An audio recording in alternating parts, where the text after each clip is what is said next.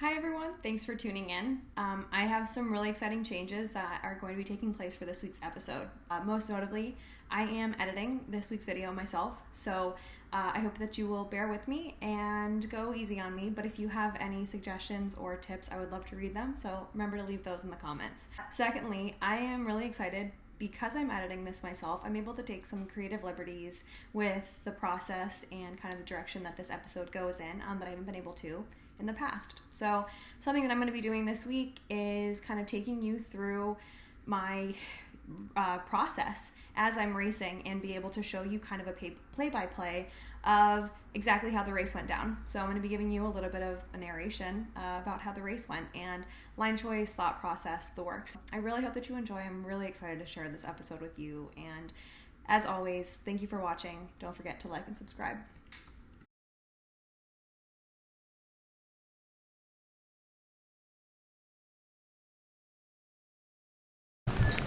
Good morning from Tucson International Airport.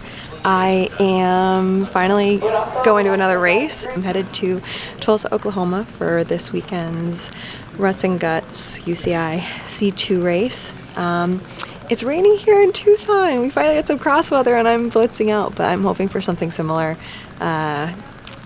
in Oklahoma, so stay tuned.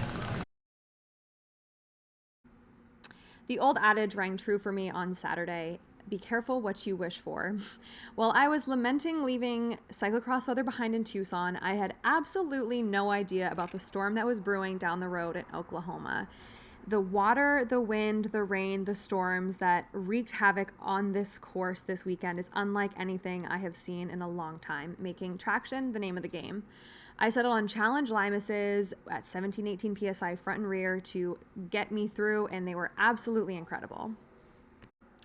The race begins into a long drag uphill into a block headwind.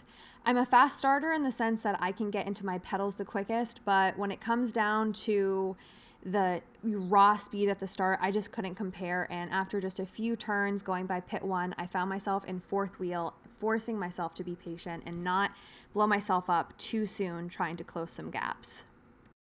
Going into the first couple of technical features on course, Sonny Gilbert and Jen Jackson established a small lead over the rest of the group, myself included. I remained patient and it paid off. A few turns later, Sonny Gilbert made a small mistake on an off camber, relinquishing the lead to Jen Jackson, and I moved into second. I forced myself to once again remain patient and not blow myself up in pursuit of the lead. Going into pit 2, I had noticed during pre-ride that it was actually much faster to ride in the pit lane and receive a second bike rather than ride on the course next to the pit lane. So that was my strategic move on lap 1, was to take a bike for pit 2, and that is actually where I was able to make my move and pass Jen Jackson for the lead of the race. I maintained my lead over Jen through the boggy wood section into the barriers. Jen actually passed me on the barriers, having opted to ride them where I had opted to run. She got a little bit of distance over me on what we've referred to as the up-down, but wasn't able to establish any gap between us. In the end, I was still able to get a very slight lead before we reached the start-finish going into lap 2. This is, again, that section that I spoke about having a serious headwind. On a course like this, there is absolutely no place to rest. If you stopped pedaling on the start-finish straight, you would just stand still. With a course as physically demanding as this, not only is it super physically challenging, it's also incredibly technically challenging with no room for recovery. The biggest factor that played into my performance on this day was not going too deep that I could never recover. So being dynamic, knowing when to get off and run, knowing when to continue to ride, when to sprint and when not to, really metering those efforts was absolutely vital, because it meant that my heart rate never went so high that I lacked the ability to bring it back down. When you reach that point, what I would call being redlined, you lose the ability to obviously recover, as I mentioned, and you start making really critical errors.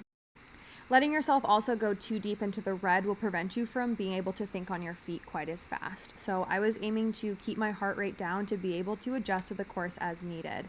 Having so much precipitation early on in the day, coupled with wind and thousands of racers and dropping temperatures meant that the course was changing as we rode it. So sections that I was previously able to ride now had become a run. Certain types of mud that were once really thin have now become very boggy and squishy, and we're just going to zap your legs. So being able to recognize that lines were changing and that your strategy had to change meant that you were always moving forward in the fastest way possible, even if it wasn't how you had practiced it in pre-ride or even how you had done it the lap before.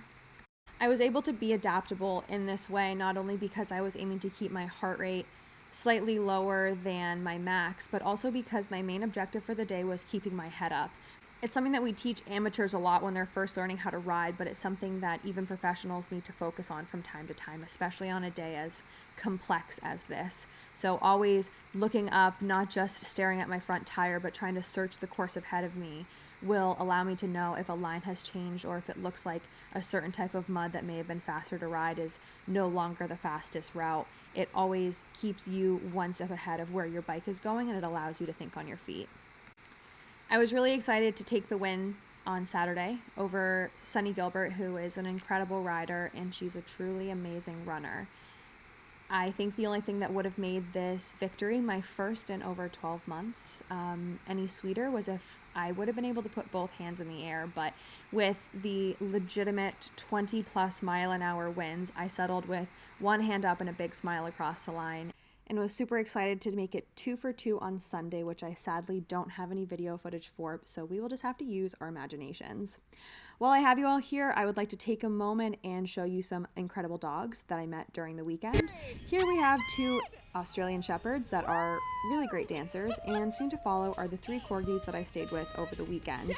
While you're looking at this video of my long friends, I would like to say thank you so much to my video guy from the weekend, Liam Ellis. If you liked this video, we can thank Liam for getting the footy.